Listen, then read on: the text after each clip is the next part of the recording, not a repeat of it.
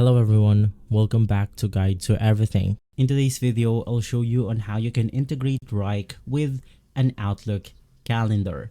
So let's say that I have my dashboard right here and I want to integrate my due dates with my Outlook calendar. To do this, it's extremely simple.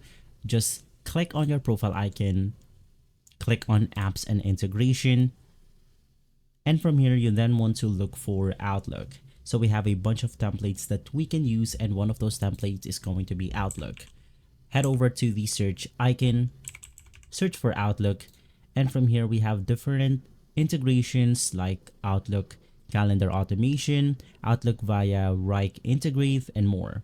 In my case, I'm going to select the Outlook via Wrike Integrate. Just click on it, or you can simply select the Outlook via Wrike Sync. In my case, I'm going to be using the third one. In here, you then want to select this option on this pop-up menu, and then you will be able to log in or integrate and connect your Outlook to Wrike. If you're using the last option, you can just click on Settings, wait for the page to load in, and then you want to click on the Authorize Wrike button. And so if this video has been helpful, leave a like, subscribe, and follow Guide to Everything for more videos like this. Thanks for watching.